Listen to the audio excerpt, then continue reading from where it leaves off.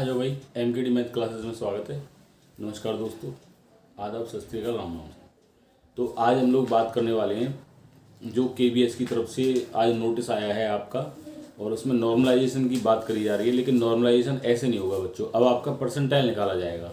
और ये कोई नई चीज़ नहीं है परसेंटाइल, ये पहले भी आपका परीक्षाओं में लागू होता रहा है। ये चाहे वो जी मेन की परीक्षा हो, जी एडवांस हो, उसमें भी आपका नॉर्मलाइजेशन लगा है, उसमें भी परसेंटाइल के हिसाब से। ठीक है, तो ये कोई अलग चीज़ नहीं है परसेंटाइल। तो अब देखो किस तरह से लगता है, वो समझाने के लिए ही मैंने ये वीडियो बनाया। हमारे कुछ दोस्त ऐसे हैं जिनका मेरे पास कमेंट आया था, बोले सर आप बता दीजिए, तो मैं थोड़ा सा इसको बताने का प्रयास कर रहा हूँ। तो आप लोग थोड़ा समझने का प्रयास करें किस तरह से परसेंटाइल लगाया जाता है। ठीक है, अब मैं छोटी सी बात आपको बता दूँ। देखो, एक तो परसेंटेज आपका होता है ना। परसेंटेज तो आपका व्यक्तिगत रूप से निकलता है कि आपका परसेंटेज, आपके सब्जेक्ट का परसेंटेज, जो भी सब्जेक्ट है आपका, या आपका खुद का परसेंटेज। तो परसेंटेज कैसे लगाते हैं आप लोग? इंडिविजुअली रूप से लगाते हैं। लेकिन जो परसेंटाइल निकलता है बच्चों, वो आपका ग्रुप में, कोई ग्रुप होता है। अब जैसे आपकी परीक्षा दी PRT के बच्चों ने, तो वो एक ग्रुप है उनका पूरा। ठीक है, उस ग्रुप में आप किस नंबर पर आ रहे हैं उसके हिसाब से आपका परसेंटाइल निकाला जाता है। मतलब कि यहाँ पे आपका लागू होता है रैंक मेथड। आगे बात में परसेंटाइल जो निकाला जाएगा बच्चों, वो आपका दोस्तों, जो आप परसेंटाइल निकाला जाएगा आपका, वो रैंक मेथड से निकाला जाएगा इसमें। ठीक है, अब वो किस तरह से निकालेंगे वो मैं थोड़ा सा आपको बता रहा हूँ। ठीक है, सबसे पहले देखो, परसेंटेज तो आप जानती हो कैसे निकालते हैं। मान लिया 500 नंबर का कोई एग्ज़ाम है आपका, और उसमें से आपके मान लीजिए 450 मार्क्स आए आपके। तो कुल कितने मार्क्स आए? 450। कितने में से? 500 में से इसका परसेंटेज निकालना है, तो 100 का मल्टीप्लाई कर देते हैं, तो ये आ गया आपका 90%। तो दोस्तों ये आ गया आपका 90% आपका निकल करके आ गया। ये बच्चों परसेंटेज है। ये क्या है दोस्तों? परसेंटेज, इंडिविजुअल परसेंटेज, अकेले सब्जेक्ट की परसेंटेज या अकेले आदमी की परसेंटेज, आपके रिजल्ट की परसेंटेज। अब परसेंटाइल की बात करते हैं। परसेंटेज में और परसेंटाइल में काफ़ी अंतर आ जाता है आपका। परसेंटाइल जो निकलेगा आपका, वो रैंक मेथड से निकाला जाता है। अब रैंक मेथड आपका किस तरह से लागू होता है वो चीज़ देखिए। जैसे मैं एक एग्जांपल ले रहा हूँ, उस एग्जांपल के अकॉर्डिंग हम लोग समझने का प्रयास करेंगे। जैसे मान लीजिए मैं 10 बच्चों का एग्जांपल लेता हूँ, 10 ही सही रहेगा, ज़्यादा लंबा तो फिर लंबा हो जाएगा वो। मान लीजिए एक बच्चे के आए 105 मार्क्स, एक बच्चे के आए 95 marks, 90 marks, 85 marks, 80 marks, 78 marks, 75।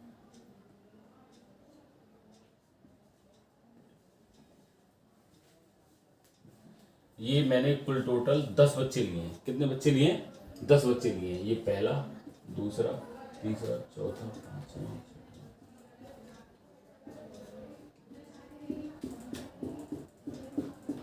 ठीक है दोस्तों, यहाँ पे मैंने 10 बच्चे लिए हैं। मान लो ये 10 बच्चों के नंबर आए हुए हैं, इनको असेंडिंग ऑर्डर में लगाया जाता है। ठीक है, बढ़ते हुए क्रम में हम लोग इनको लगा लेते हैं। तो ये मैंने बढ़ता हुआ क्रम आपका यहाँ लिया है। अब इसमें रैंक देखा जाएगा आपका। रैंक का मतलब आप किस नंबर पर एग्जिस्ट करते हैं, आप किस नंबर पर एग्जिस्ट करते हैं। सपोज दैट मान लीजिए, मान लो ये 90 वाला बच्चा है, इसका आपको परसेंटाइल देखना है कि इसका परसेंटाइल कितना होगा। तो इसका परसेंटाइल देखने के लिए आप इससे नीचे देखिए कितने बच्चे हैं, इसको भी शामिल करते हुए 1 2 3 4 5 6 7 8, कुल मिलाकर के 8 बच्चे इसके नीचे हैं। और कुल टोटल कितने हैं? 10।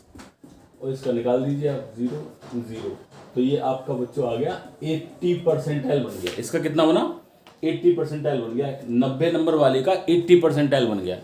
ठीक है, 90 नंबर वाले का कितना बना? 80 परसेंटाइल बन गया। ऐसे मान लो 75 वाले का बनाना है, तो 75 से नीचे 1 2 3 4 हैं, तो 4/10 इंटू 100, इसका कितना बना? 40 परसेंटाइल बन गया। अब परसेंटाइल का मतलब क्या हुआ वो चीज़ देखिए। बात समझ में आ गई? रैंक मेथड आ गया ना समझ में। रैंक क्या है आपका, पोजीशन क्या है उसमें, ये देखी जाएगी। अब मान लो इस बच्चे का 80 परसेंटाइल आया, इसका मतलब क्या है? 100 में से 80 गए तो कितने बच्चे? 20 बच्चे इससे ऊपर हैं। इसका मतलब क्या होगा? 20% बच्चे इससे ऊपर हैं, ऊपर की तरफ हाई मेरिट वाले हैं इससे ऊपर। ठीक है, तो जितना भी परसेंटाइल आपका बनेगा उसको 100 में से माइनस कर दीजिए, और ये समझिए उतने ही बच्चे आपके ऊपर हैं। जैसे मान लो इसका निकाला था 75 का हमने, तो 75 का कितना आया था 40%। तो इसका मतलब क्या हुआ, 60% बच्चे हाई मेरिट वाले इससे ऊपर हैं, 60% बच्चे हाई मेरिट वाले इससे ऊपर हैं।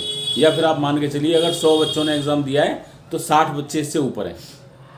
ठीक है, तो ये बच्चों आपका होता है परसेंटाइल। तो अब जो केबीएस करने वाला है वो ऐसे ही करने वाला है। अब आप ये मत सोचना कि नॉर्मलाइजेशन होगा आपका, यही नॉर्मलाइजेशन का दूसरा तरीका आपका बता दिया है उन्होंने। अब ये होगा कैसे, मेंशन कैसे होगा, ये देखिए ज़रा।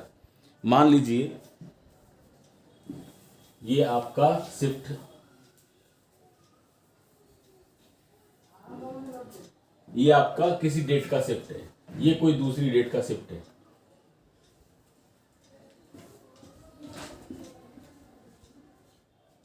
ये कोई तीसरी शिफ्ट है।